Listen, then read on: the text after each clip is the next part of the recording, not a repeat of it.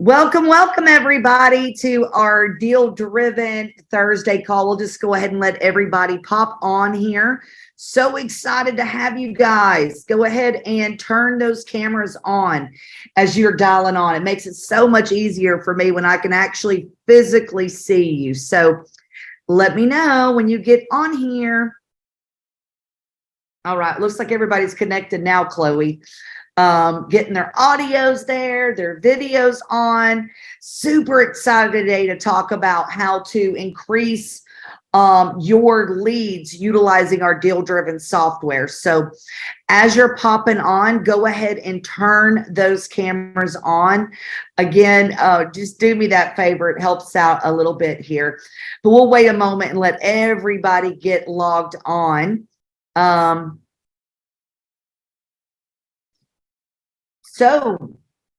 Chloe, so isn't it amazing how many deals we've done utilizing the DealDriven software, being able to pull those pre-foreclosure lists, all those other lists? Let me know you're hearing me, guys, in the chat, because I'm not seeing anybody turn those cameras on. So if you would turn those Zoom cameras on, that way I can take each and individual one of you and kind of walk you through some of the leads that I would be pulling if I were in your area. So super excited. Thank you, Marcia. Hello. For logging on. Yeah, so what I would like to do, Marcia, if you've got time here, I'd really kind of like to go over your market really and what I would suggest that you pull as far as leads are concerned. Is that okay? Yeah, that's fine. Okay.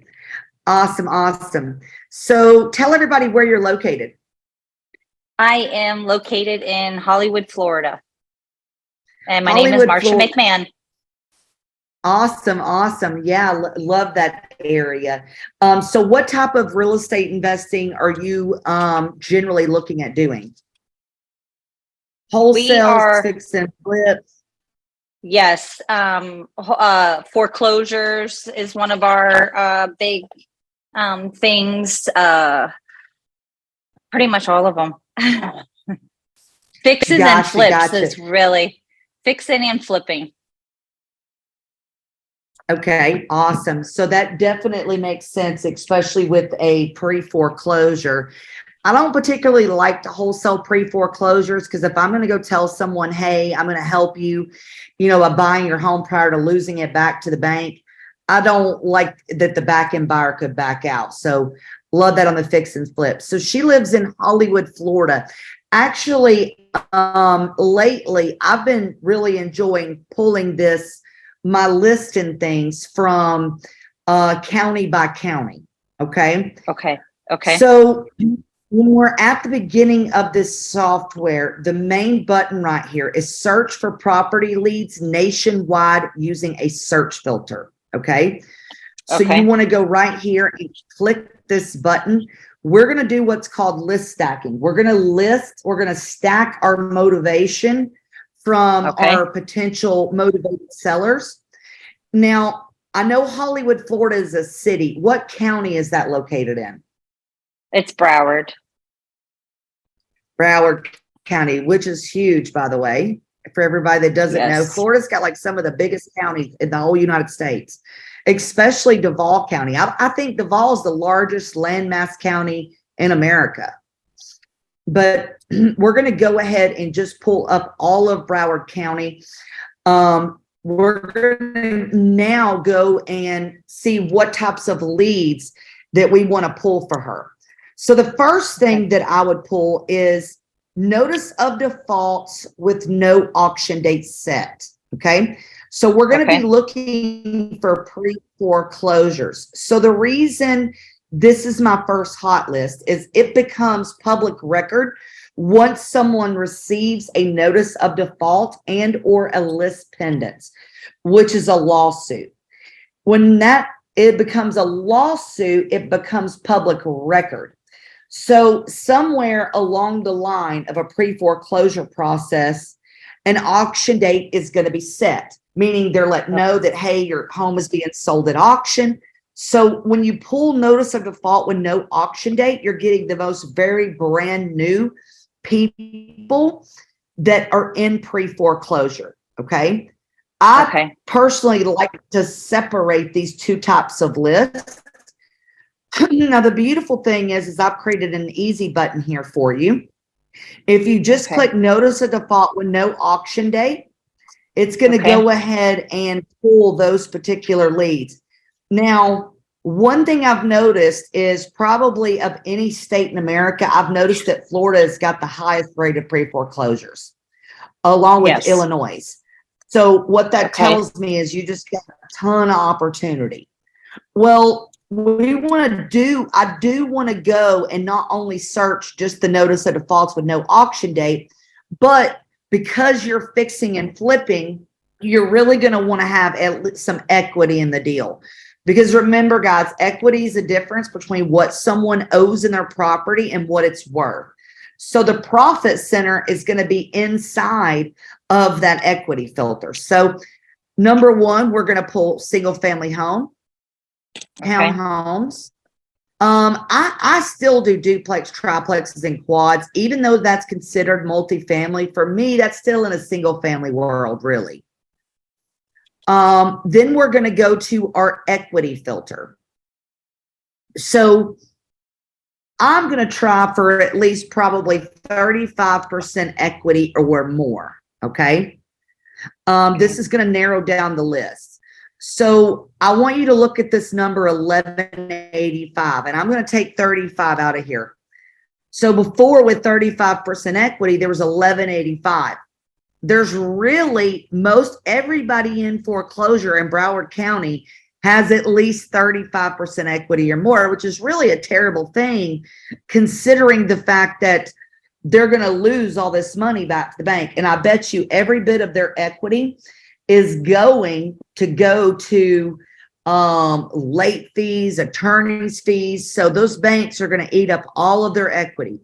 So the sooner that you get to them, Marcia, the more money you're going to make and the more money that the seller might walk away with. Okay. You could even change this to see, well, you know what? I want them to have at least 40% equity. Because truthfully, when you get somebody in pre-foreclosure, mostly the houses do need some work. The next thing I might pull is valuation. So I might say, well, you know what? I really only want properties that are worth at least 50,000. Because maybe I want to get rid of those like war zone areas or those less desirable areas. And I also don't want super high-end homes either. So what would you say the medium home price is there in Broward County? Oh, about 700,000. Okay. So we'll go from, like, say 50,000 to 700,000. Yes. So perfect. Now we've got even a more detailed list of 849. Well, I'll tell you, for me, you can go after every one of these because you can wholesale and you can flip all of these. But if you're someone that's like, you know what, I only want to deal with houses that have got at least 3 bedrooms and 2 bathrooms. You can also narrow this search down depending on that. Okay. Just because of where you are, you just simply have more options than a lot of other people. Like someone in another county in America may not even have this many pre-foreclosures to where they'd want to narrow this list down like this. Okay. So once I'm going to go ahead and press show results here. Now, when I press show results, it's going to give me all of these properties. Pembroke Pines is a great location. This is a good blue collar working class area of homes. Yes. I've actually flipped quite a few townhouses in Pembroke Pines. I love it. And they sold quickly. It's so pretty. I'm going to take, it's what? It's a pretty area. It's a nice Oh area. yeah, absolutely. And you know what I've noticed is a lot of people live in Pembroke Pines and then they work Yes, in my Miami. sister. They can't afford. Yes, Yeah. they can't afford it. My sister lives in Pembroke Pines. Mm-hmm. It's great. So you're probably going to see a lot of rental houses there. You're going to see a lot of the homes that sell quickly. So I want to select all of these and I want to create a list. We're going to name this list. And this is what you're going to do the very first time, but not what you do every month. Okay. Because new pre-foreclosures come out each and every month. You're going to want to pull this list every month, month in and month out to get the brand new ones. So I'm going to literally name it notice of default, no auction date. I'm just going to give myself an acronym for Broward County, Florida. Okay. Because you might do Broward County, you might do another county, but I'm going to go ahead and confirm this new list. Now, next time, right? Next time you go to pull this list, I want you to exclude properties already added. That way you're not doubling up leads inside your system. Okay. So I can confirm from here, straight from here, and it's actually going to build my list out for me. Also, guys, if you're really smart, we're going to go ahead and let that list created. I'll show you guys how to get back to that list. But if you're super smart, what you're going to do is save this search filter. That way you can literally just press one button going forward. Does that make sense? Mm-hmm. So here I'm going to save the location, the radius area as well. And I'm going to name this notice of defaults, no auction date, Broward County. So you're saving your search here. That way, when you go to pull this again, like I might go back here.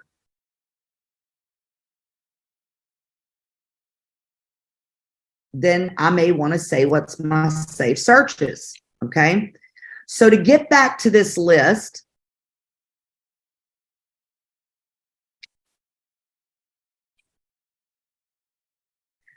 wait a minute, my computer's trying to catch up with me, so please forgive me. We're waiting on this list to populate. Here it is. Here's all your notice of defaults, no auction dates. So all of this is all in one spot here for you, right? So you can either look at this either from a card view perspective or a list view perspective. For me, I personally like the list view. That card view is a lot going on for me, but everybody's got a different way they like to do it. Now you can go in and look at each individual property, right? So, and see what they've got going on. So let's go to this one here in Pembroke Pines.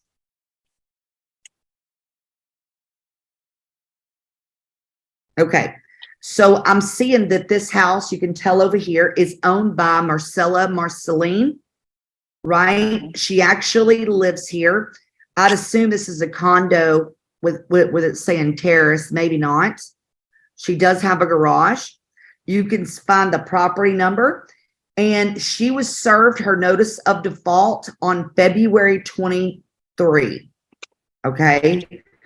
So, and she only has about $182,000 in that equity, I mean, in a loan. So that's super important to know here.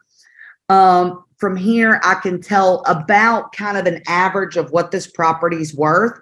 It's telling me that there's a valuation confidence score of 98%, which tells me that they're going to be pretty accurate on this $142,000 thing here.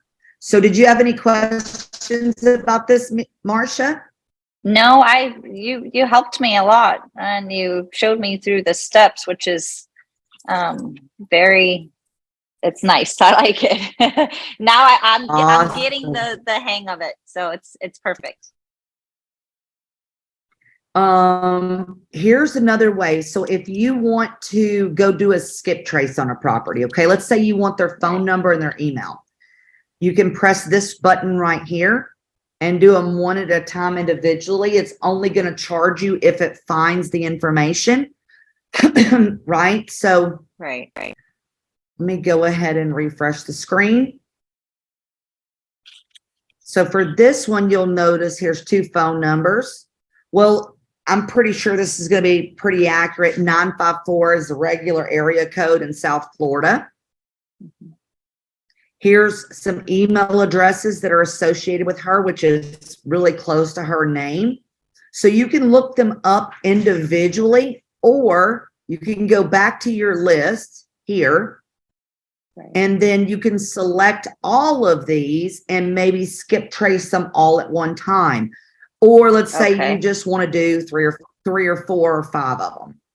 You could just click which ones you want and choose owner, email, phone, lookup. Okay. So it's going to be doing these all at one time. So it says it's running in the background. We're going to go ahead and refresh the screen. Oh, wow. Look, it literally got phones and emails for every person. Every person. Yeah. Oh, Mhm. well, that's awesome. That's cool. So you might be like, well, Julie, like if I'm making calls or something and I have a different piece of software I want to use to make calls, right? Or you might want to see it in an Excel file. You can also always export this list. And what it's going to do is place that into an Excel CSV file. So I might put notice of default, no auction date, Broward. Or if you do them all and confirm export, now it's going to email you when that export is ready. And it'll have all the owner's name, the addresses, their phone numbers, the valuations, the whole 9 yards. So if you were like going to put these in an auxiliary CRM, that's how you would do that. Okay. Okay. Well, also, I want to show you something else. Well, what if you wanted to go take a look at all these properties? Like you wanted to physically drive there. You can create an optimized driving route. Oh, nice.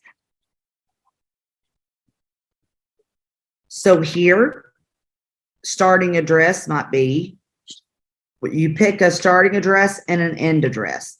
This one's going to be a little wonky. So you might want to do one with like all of them that are in Pembroke Pines, let's say.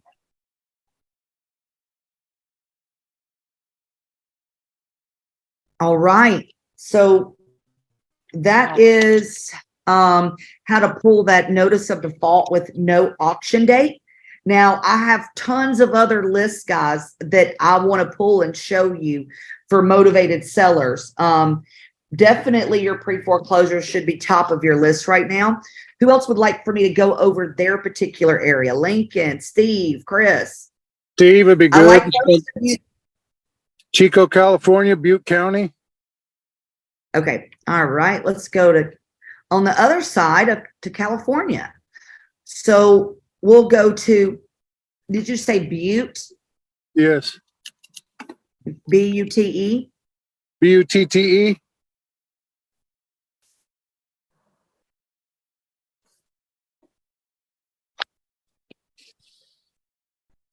All right. So along with pulling that area, so we just pulled notice of defaults, no auction date. Okay. Now I want to show you how to pull all the pre-foreclosures, whether or not the auction date is set or not. Okay. So you're going to click all the pre-foreclosures. There's 121. You'd pick your single family home, condo, duplex, triplex, quads. Also, what type of investing are you looking to do the most? Well, I'd like to do some wholesaling to build up some cash and then do some fix and flips. Okay. All right. like if guys, if you were doing creative financing, this equity could be zero. I'm going to go ahead and actually, we're going to clear this search here for a minute. I'm going to show you a awesome list for wholesaling. We're going to stay in Butte County. I want to get all the vacant out-of-state owners. Now, this is very, very important here to click all. Because we're doing what's called a list stack, I want them to have all these criterias, okay? So all the vacant houses that are owned by an owner that does not even live in the state. Here's a good 158 properties. So you wouldn't want to have a property sitting vacant in California, would you? Especially if you didn't even live in California, right? Yeah. So we're going to keep choosing, and I'm going to go single family home, townhome, duplex, triplex, quads. If you do condos, then I would pick condos here. I don't particularly like condos personally, but they can be sold. I don't like them to flip, but you know, if you do those. Also, like if you live in Pennsylvania, you might see a row house. You're not going to see a row house in California. Or if you wholesale land, you could add land to this. So knowing that your wholesale fee and the profit to the back end buyer is done through by the equity, I would make sure that they have at least 35% equity or more and show results. So this is a very targeted list of all of the properties in your area that are vacant, non-owner occupied, and have an out-of-state owner. Let's go for another list. So you might also enjoy wholesaling to, let's say, somebody that's a buy and hold owner. So when you're wholesaling to an investor. How many properties were on that second list you did? 43. Pardon? 23? I think it was 43. Okay, cool. Thank you. Uh-huh. Another one I might pull when I'm wholesaling is going to be Butte County. Let's go that again. And you really just kind of want to play around. I want to see if it's available to get tax delinquents in California. It is. Not all states allow this to be public record, but in California it is. So this is everybody that is late on their taxes. So this is before they lose their house back to a tax sale. You would say that they're pretty motivated, right? Yeah. So you would then go to filters, pick your property types, single family homes, let's say, is all you want to work, maybe duplex, triplexes, and quads. And you want to go ahead and put an equity filter in here of at least 35% equity or more. There's 1,099 of these. And by the way, if you are an REI connector, you are getting 5,000 of these a month in your software. So you could pull up to 5,000 leads a month utilizing this software.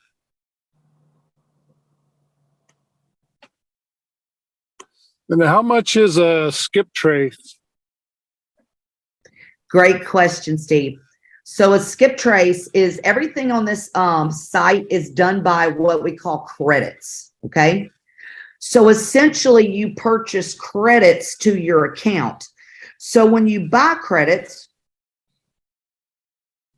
it's the more credits you buy, the cheaper that the credits become, okay? A skip trace, for instance, is 1/3 of a credit. So if you were to spend $10, they'd be about 33 cents. So obviously, the more you buy, the more that you save here. Okay. I really like this data pack of $70 right here that gives you 100 credits. Yeah. So essentially, that's going to give you 300 skip traces. Okay.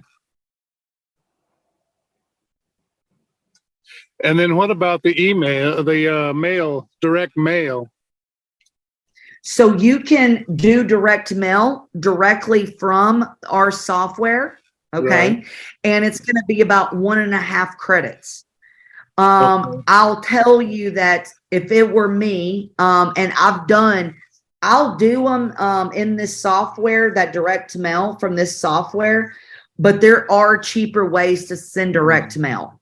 Okay. So I'm always going to tell you guys the most efficient and cheapest way to do that.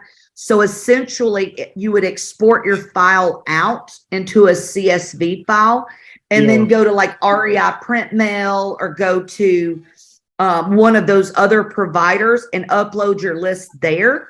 And you'll probably save about 50 cents a piece for every piece of mail. It's just, that's not a super feature inside our software right now, to where I can get these great big discounts that other companies get. I'm working on it, but hey, I'm not very tech savvy. I don't understand the chat here, but I didn't get your phone number on Tuesday. oh, Steve, okay, got you. It's you want to write it down? Yeah. 678 Uh-huh. 994 Okay. 9998. Okie doke. Thank you. Yes, sir. Yes, sir. All right. Who else has got questions? Lincoln? Yeah, something's wrong with your microphone. I don't know what it is. You sound like the dude from Star Wars. No, not really.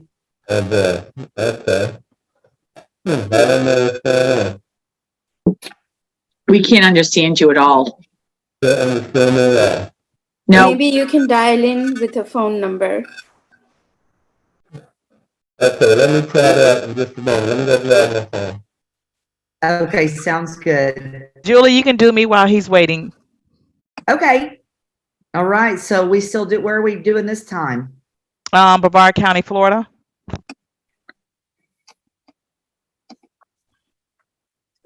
All right. So we're going to move away a little bit from pre-foreclosures for a minute. So you do know with me, obviously we can do subject twos, right? And owner finance deals. Yeah, because that's what, you know, I do creative finance. I don't know how to wholesale. That's hey, you can wholesale these deals too, even if you can even wholesale subject twos. Yeah. When I'm pulling sub two deals, one thing that I like is I actually love working with tired landlords. Okay. Because they love the idea of cash flow already. They're just tired of being landlords, right? Okay. Mm-hmm. Which for me is a perfect avatar for a sub two deal. So I'm going to press this feature, tired single family landlord. And what that means is this is obviously just an easy button. I've deemed them to be, well, actually these will be owner finance deals because they have 100% in equity. They bought it before 2005 and it is non-owner occupied. So they own a house that they don't live in, right? They've owned it since before 2005 and they're free and clear. Okay. This is a great list.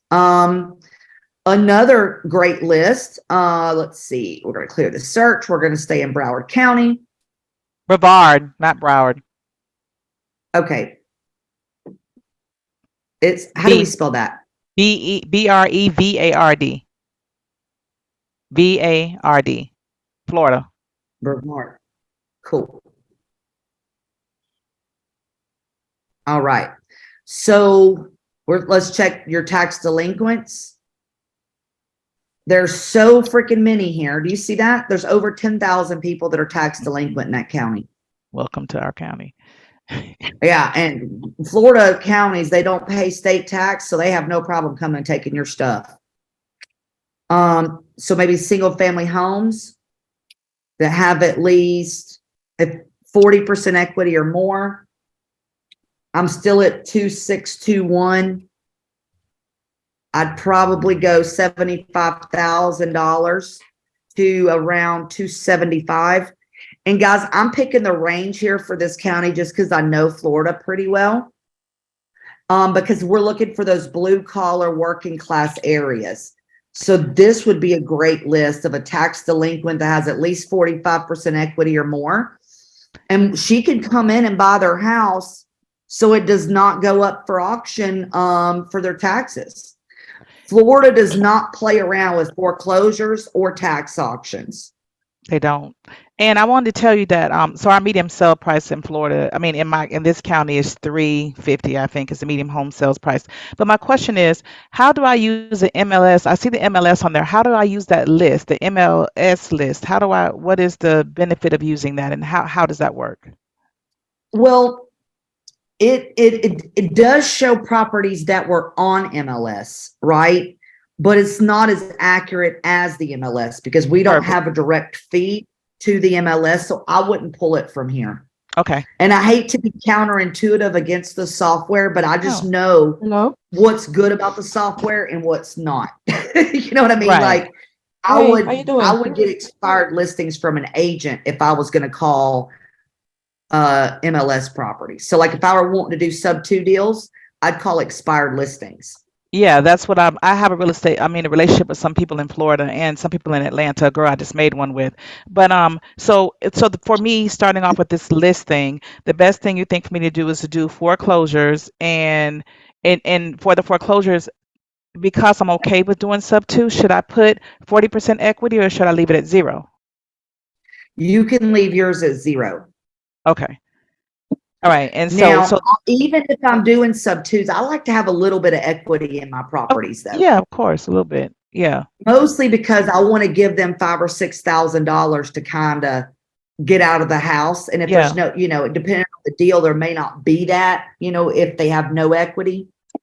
Right. And I'll do some equity. It just doesn't have to be like a whole lot. I want to help them move. They don't have to get a mover, get a new. 40. What would Say that you again. put for equity, Julie? In that For a situation, subject to deal? yeah, like Avis is trying to do that. Would you do like 10%, 15? Probably 15. Okay. And what is the And sub 2? that also helps me with the repairs too, though, right? Because if Yeah. somebody's in pre-foreclosure, they probably haven't kept up with their property either. They haven't had money to do the maintenance. especially if they're going to lose it, they're not going to do that. Yeah. Julie, Every one of them probably needs paint at least. Yeah. And Can you show Avis's list? Can I see like how that comes up on your screen? Yeah. Okay. Because I tried to do something and I was a little confused as to like when it looked that way and then how to proceed from there, like to skip trace or. So go to show results, this button right here. Okay. And then it's going to bring it to this next screen right here. Oh, okay. My screen didn't look like that. That's tax delinquencies, right? Are you doing she wants foreclosures or tax delinquencies? It doesn't matter. I just, does every list come up the same way? Like how it displays? Oh, mine didn't look like that. It was like a bunch of squares, like Hollywood squares, except across the whole thing. So I must have done something wrong. No, you were probably looking at your list already built. So like if you go to a list I've already built and push card view like this, that's how it looked. That's what you're seeing. But you can toggle that list like this to card view or to list view. Okay. I personally like the list view because this for me is all over the place and I'm very easily distracted. Yeah, me too. I think I got ADD maybe. But so thank you. So from there, when we're building her list, we're right now pulling tax delinquents, but you'd press show results. You would select all of these and then you would add to a selected list. So you would either create a new one or you would add it to an existing list you already have. Okay. So Julie, if I had an existing list, I would click that button at the bottom that says exclude properties already added and then click the list. Is that how I would do that? And then like if I wanted to do notice of defaults, exclude Then, properties already okay. added. I'd Okay. press confirm here. Okay. Now, I've obviously just now put it in the wrong list because I put it in a pre-foreclosure list. Okay. Now it's telling me I have to buy credits, even though I'm the owner, because I don't have this set up right for a free account. So if y'all see me, everybody getting, in REI Connector gets 5,000 of these list pulls a month. Wow. So, Julie, can I ask a question? Can you tell me what a sub 2 is? buying. Absolutely. You know what? I'll let Avis share with you what a sub 2 is. She does them all the time. Thanks, Julie, for that. So buying sub two is just buying subject to the existing finance. That means that, so how I buy is if someone has a house, it doesn't have to be in foreclosure, doesn't matter what it is. If they want too much for their house, or even if they want less for their house, I'm always going to try to buy terms instead of giving them money. And so let's just say they want a house, and I may talk to them, and they may say, I was like, well, I might can do something like that, but I'd have to do it a different way. And they'd be like, well, what do you mean? And then I would say, so, if I give you that $50,000 walkaway or that $25,000 walkaway, I'd have to leave your existing mortgage in place, at the time, and I'll be looking for a back end buyer on your property. So I can give you that $50,000. First of all, I wouldn't just offer them that. I would ask them what they really needed to leave. It's a whole little deal. But anyway, basically, make a long story short, they'd leave their original mortgage in place. They would then I would be the owner of the house, because they're going to sell me the house. My name is going to be on this. I'm going to be on the deed, right, for the property. You could do it that way, and then I could sell the property to somebody else. But I do sub 3 a lot. So when I do sub 3, I get the house from them, but I don't go on title right then. I look for my back end buyer. I find my buyer. They close directly with each other, and they both assign all the proceeds of their contract to me. Does that make sense?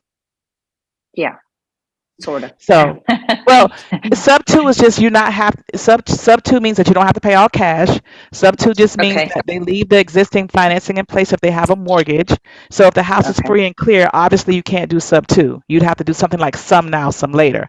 So buying subject to the Got it. existing financing just means that the financing stays in place while you either purchase the home from them. And I do that a lot of times when I don't want to put a lot of money in the house, but I want to put it on the retail market. So I'll buy it sub 2, but my exit would be wholesaling it, which means I put a little lipstick on the pig, and then I sell it on the retail market, and then just get that equity spread if it's a big enough spread of $40,000 or more. If it's low equity in the house, then I need to be able to sub 2 it. And if they have a low interest rate, that way I make my money on the interest rate, the difference of the interest rate I charge the new owner. And then I'm going to make my money on the back end when they sell the house. When they refinance me out of the house. All right, fine. Who's a good person for sub 2? Everybody. Me. Okay. Do you mean who's a good person to get a sub 2 from? Yes. I don't know, Julie may disagree, but I just feel like everybody that I try to buy from, I try to buy on terms first. Before I try to get any type of financing or anything, I try to buy always on terms. Always. And if they don't want to do it, then I go to money, and then we're going to negotiate. Okay. Thank you. You're welcome. Great explanation. Great Yes, explanation. great explanation. I love the community. I love the community helping each other. That's awesome. Yeah. And don't cool. feel bad. It took me a long time to learn sub 2 deals. I'll just let you know that. I have another question, if you don't mind. Yeah. If a house value is 580 and their loan is 182, what would you offer them? So I'll pull up I'm going to talk about this in a cash term. Okay. Like if we were to buy it in cash. Okay. So the ARV is what? It's 580 and the loan is 182. Okay. So I start with my ARV. How much work does it need? A lot inside. Like 80,000. Yeah, that's a good number. Wow. Okay. So on this one, you really, on a fix and flip, you want to be between like 65 and 70%. of ARV minus the estimated repairs, which I'm going to show you this calculation. However, the more repairs, the closer to 65 you want to be. Does that make Okay. sense? Yes. So I'm going to take 580 times 0.65, which gets me to 377. And then I'm going to subtract the $80,000 in repairs. That leaves me at 297. So on a gross amount, if they owe 180, you said, right? Yes. So if my offer's 297 and they owe 180, essentially at the closing table, they'd walk away with about 117. Okay.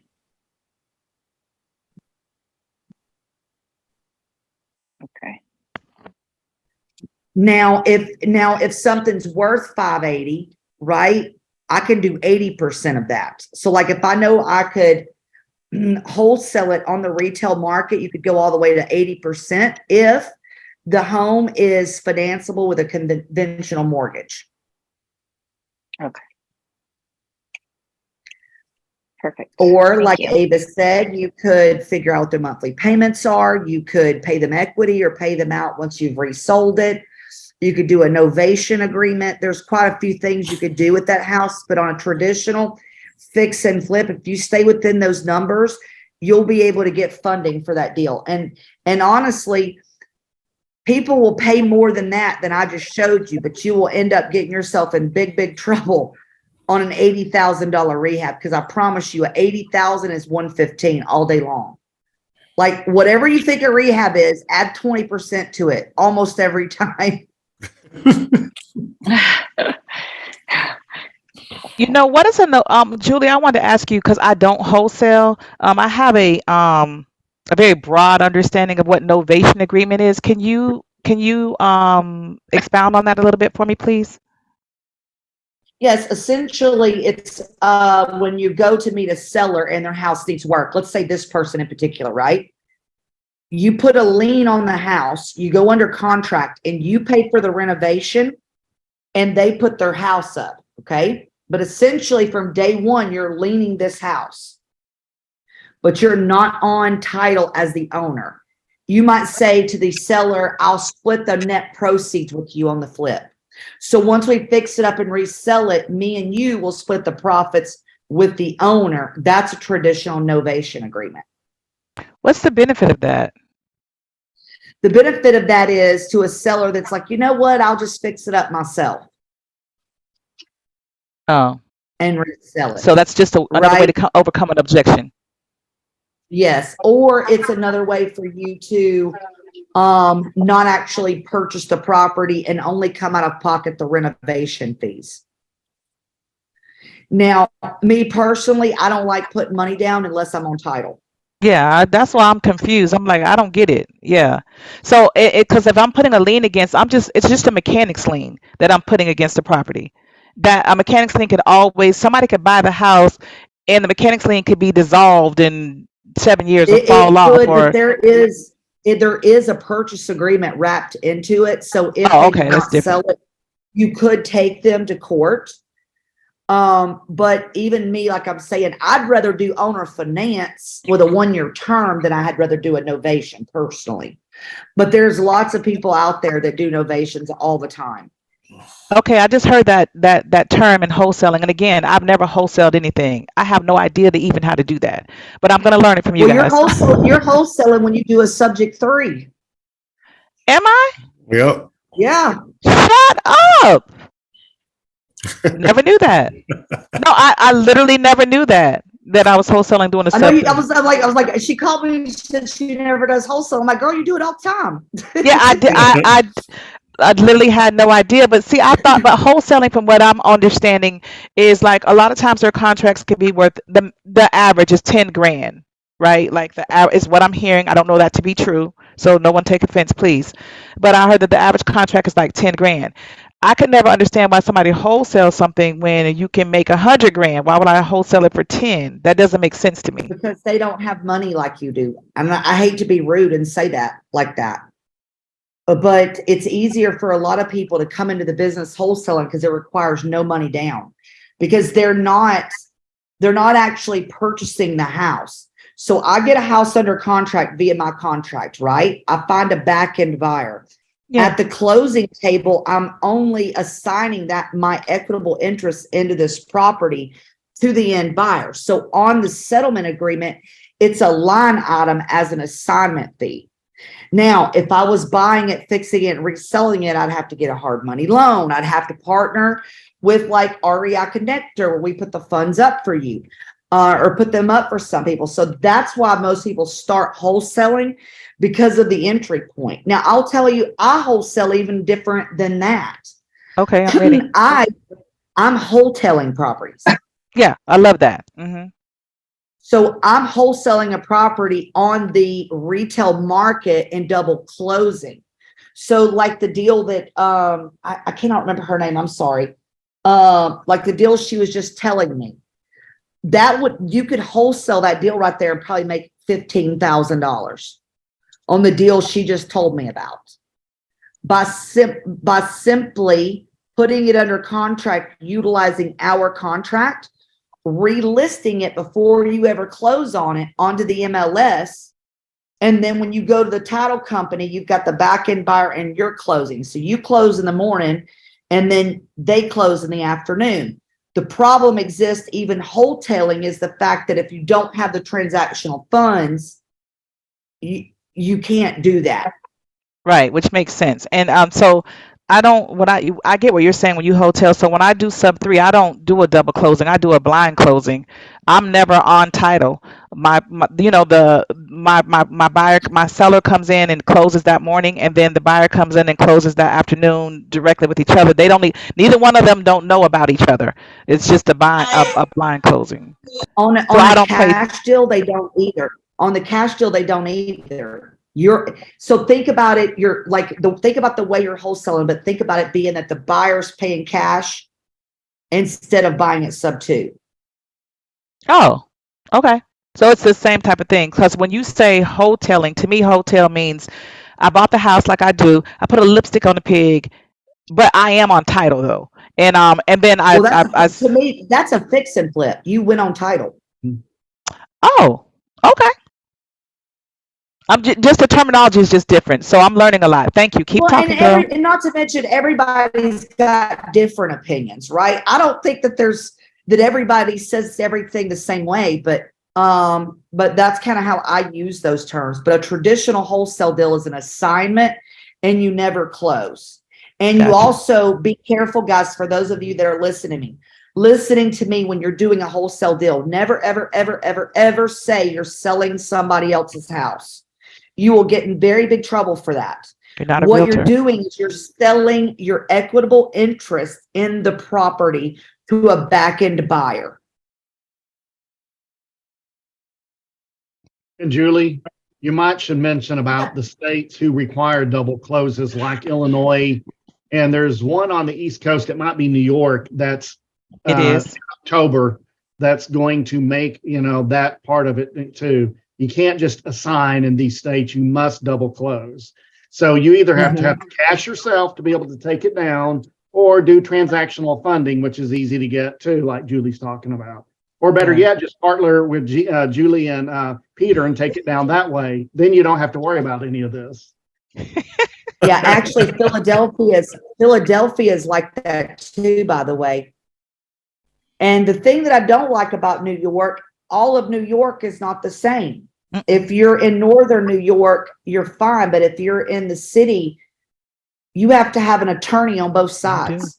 So it's almost triple closing costs. So the seller has to have an attorney and the buyer has to have an attorney. And you got to get those jokers to work together. And it's a freaking nightmare. Because I'm doing a sub 2 flip right now on a pre-foreclosure. And I'm worried if we're going to be able to close it fast enough, because the attorneys are taking so long. But guys, don't be scared to do deals. I don't want this to be like be scared, but every state is a little bit different. And what John was saying about assignments becoming illegal, you will see that wave across America probably over the next 10 years.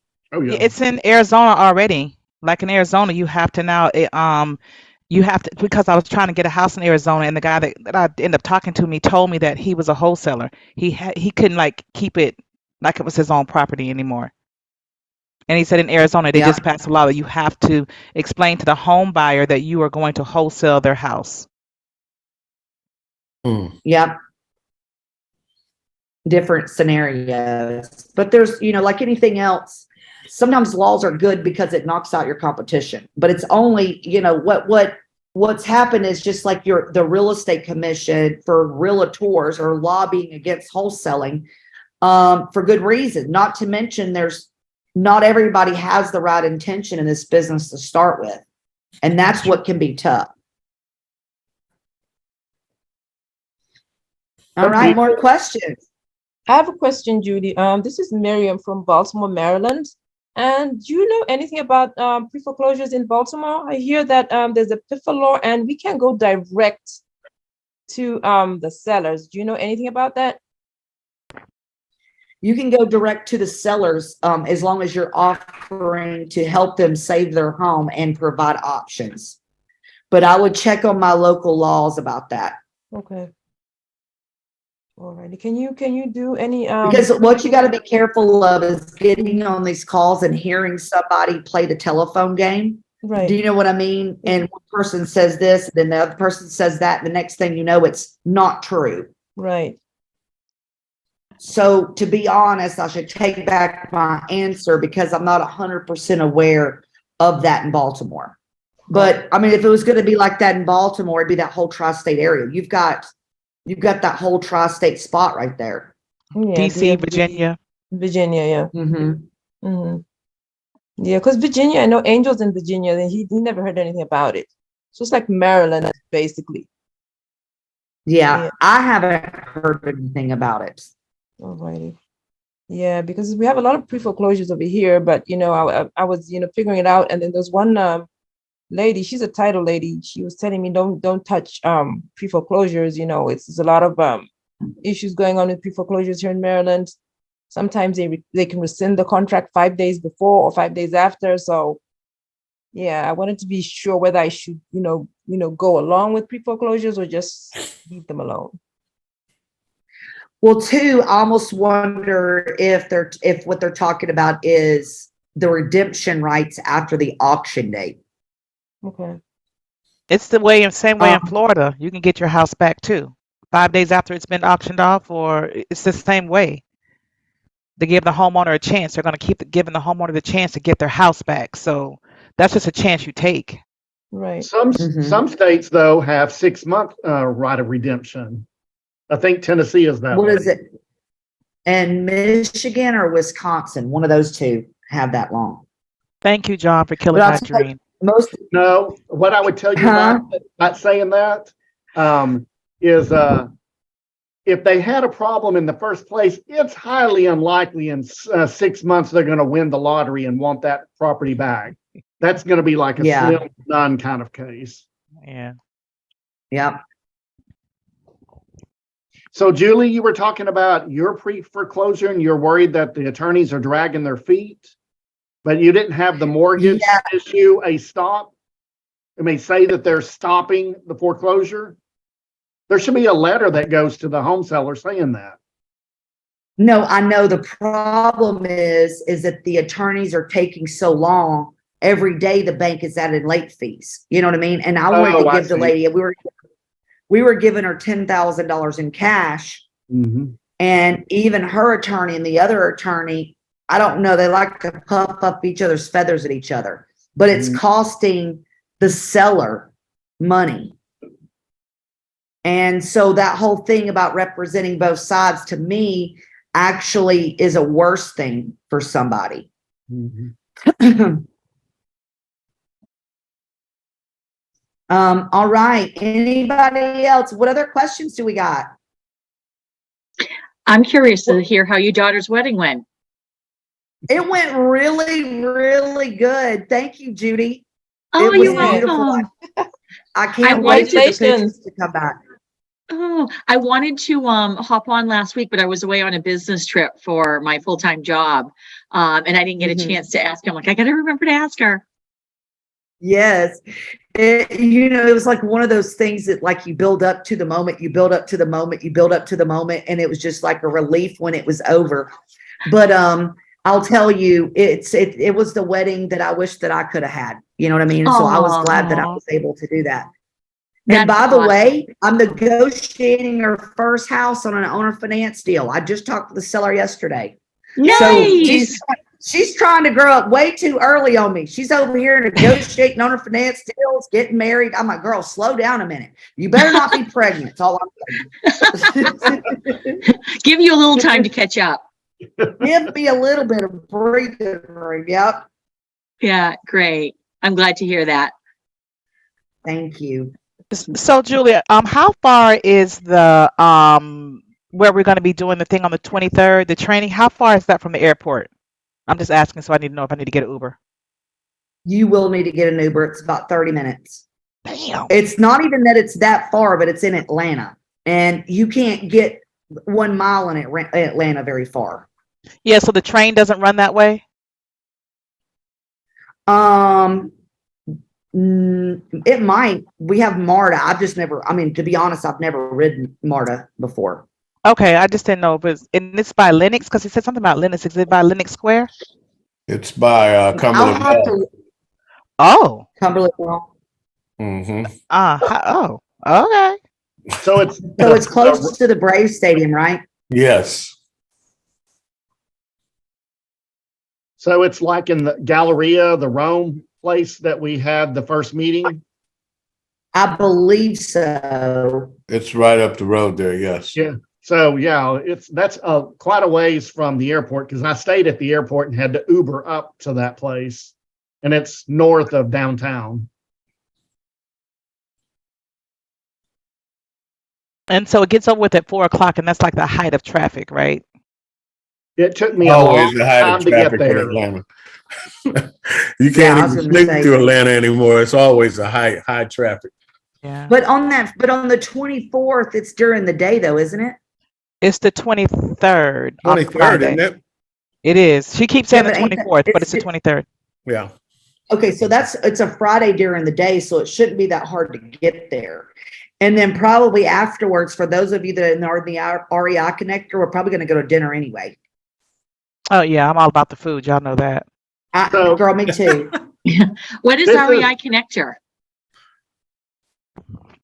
So essentially, myself and my business partner with individuals, and we show them how to do this business and then do all the contracts, do all that good stuff. But we also fund the real estate transaction. So it's a group. Okay. So we have live events, we have trainings, different things like that. If you'd like to learn more, anybody about doing that, Chloe, if you'll put a link in the chat, and y'all can schedule a call to talk to one of my people about becoming a connector. Great. Thank you. Yes, ma'am. So, Julie, all right. Any more questions? Yeah. Yeah. So if you're a partner driven, do you qualify to become a connector? What's the difference between partner driven and a connector? It's two separate companies that do sort of the same thing. Okay. But the event on the 24th, you are able to come to that too. I don't believe we're charging anything for that. And was that in Atlanta? Well, Yes. I guess it's technically in Cobb County, but Cobb yeah. County. Oh, okay. Mm-hmm. Yeah, I had total knee replacement. I'll just watch it on Zoom. I'm so chilling. I hope that's going good. My buddy across the street here in Louisiana, he just had total knee replacement 7 it's weeks painful. ago. Yeah, very painful. Yeah. Very painful. Yeah. I just had it like last Thursday, so it's painful. Julie, the event that you're talking about on June 23rd, the all-day event, Mm-hmm. that's the need to sell my house fast thing, right? Yes. So that starts like at 8:30 in the morning. So you're going to get morning traffic if you stay down by the airport. And It says 10. It says 10 to 4. That's what mine says, 10 to 4, John. What does Okay. yours say? I thought it said I think 8:30, it's- but I may stand corrected, so I'm gonna write that down 10 to 4. I may stand corrected too, but my email says 10 to 4. No, I believe it is 10 to 4, and you'd think I'd know these things. I need to get agendas. I just be showing up. Like, where do I gotta be? Where I gotta go? Where I gotta go? Yeah. Yeah. Julie, how many lists do you think I need to pull before I hire the VA, or should I teach the VA to pull the list? What? By the way, I just worked you out a deal on the VA. I was Oh, on the okay. phone I'm with all my about it. company. So Okay. I'm waiting for him to send me the link, but I didn't forget about that Tuesday. Mm-hmm. I'm just deciding whether, but it's about $8.50 an hour. Okay. And what do they do for that? You know, we got plenty of people that work for $4 an hour, $5. So They do, and I've tried them all. But this company is who I use Mhm. to provide leads, because I've tried all the $4 companies. And this group, it just happens to, I'm paying a little bit more just because they're a little bit better. Of course. But but you know what, you can always just check with them and see. And see, and I'll do that because in the beginning, I don't know. I know, guys, I'm sorry about this, but in the beginning, what I was going to ask you is that I'm just really trying to get the VA just to set the appointments, and then for me to be able to talk to them, right? How many do they make the list, or should I make the list and just have them to call the list? You can do both. I'll tell you, for you to get one lead a day, okay? Because I have another program where I do all of this for everybody, but to get one lead a day of somebody that raises their hand and wants to hear an offer, here's your metrics. You start out with 5,000 leads. Holy shit. That takes 600 phone calls a day to get to that one lead that raises their hand and wants to hear an offer. Okay. It really is that much work. I believe it. So I need a list of 5,600 phone calls per day. And how many calls? Because my friend said that her VA can make 1,000 calls. That's unbelievable to me, but she said she can. How many calls do you think a VA can make a day? Mine are running about 500 or 600, and they're running on a 3-line dialer. So part of that money is for a dialer system too. Oh, makes sense. I don't want my people to hurry off the phone. If they get somebody on there, I want my average conversation to be 8 to 12 minutes. So that may be why mine's running a little bit slower, but it's closer to 500 or 600. So between 3,000 and 5,000 raw data leads to get to that number is where you need to do to hit that metric. So if I get the one lead a day, how many leads do you think it takes before an average? How many leads does it take on an average before you get a deal? Well, because of follow-up and things in the very beginning, it's a little harder. Okay. So only because you might talk to somebody today and they may not be ready to sign for another 2 months. But you give me 25 of these leads that I'm talking about, I'm probably closing 4 of them. So out of 25, raise your hands. You're gonna about 4. Yeah. So because I'm new, that would probably drop to 2. Well, yes. And also I would say that metric would be true after about 4 or 5 months, because then my follow-up start building on top of each other. Okay. Okay. That makes sense. So, and that's the reason why I'm just using Can Sell My House Fast, so I can get PPL as well. Well, Need to Sell My House Fast leads are going to give you close to the same exact metric. I mean, they're great leads. Wait, what? So I need to get, wait, what? Say that again, because maybe I misunderstood you. Yeah. I would say they're probably going to cost around the same per lead. Well, no, it wouldn't. They're saying, if you talk to the people that Need to Sell My House Fast, they will tell you should be doing between getting a deal between 10 and 20 of these leads. Say that again. Yep. Getting a deal in 10 to 20 of these leads from Need to Sell My House Fast. So after 20 leads, you should get one deal. You should have a deal after 20 leads on average, is what they're saying. Yeah, that's what I thought too. Because I'm gonna say if I need 5,000 leads for them, why the hell am I using them again? No, I just misspoke. Okay, gotcha. That's why I was like, let I me just make sure I'm misspoke. understanding what you're saying. And what will increase your averages too is that you're wholesaling, flipping, doing sub twos, owner finance, and sandwich lease options. So if somebody's getting these leads and all they do is flip houses, they're missing the other 70% that they could have had. So because you can offer all, you're going to have better results than maybe just the flipper or the wholesaler. Okay. All right. So, so what I was saying is that I get the VA. I'm going to do all this thing you told me, pull 5,000 leads, and I can teach the VA to pull the list, I guess. And so is stacking the list is what you're talking about. Does stacking mean that I'm getting different criteria? Is that what you mean by stacking? You said that on Tuesday. So you're going to teach us about stacking lists. Does that mean what you just showed me, like foreclosures and all these extra filters? Yes. Avis. Yes, John. Think of stacking as picking pain points. They're absentee owned and it's vacant and they have a tax lien that they haven't paid. I mean, all those are pain points. And when you say that all those criteria apply, that's called stacking your list. So you add all these pain points together, which means that they need help more than just the person with the one thing. Perfecto. I love that, John. Yeah, that's good. Thank you, John. Yes, ma'am. Sorry about all the questions. No, these are great questions. These are great questions. I'm glad we're having them. All right. Before I let everybody go, is there anything else I can help anybody with? Going once, going twice. All right, everybody. Well, have a good rest of the day. I really enjoyed this. See you next week. Same time, same place. Talk to you soon. Bye-bye. Bye, guys. Bye-bye.